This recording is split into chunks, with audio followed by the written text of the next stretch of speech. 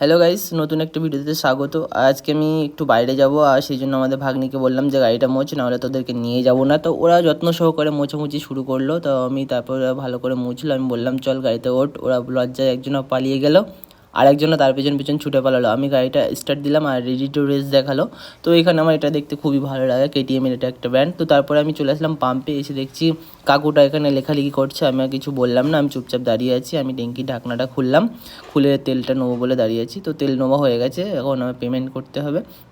তো সেই জন্য অনলাইনে পেমেন্ট করছি। দেখো গাইজ, এটা হচ্ছে কেটিএম, আর এখানে তো 100-200 টাকা তেল ভরলে হয় না, সেই জন্য আমাকে 500 টাকা তেল ভরতে হলো।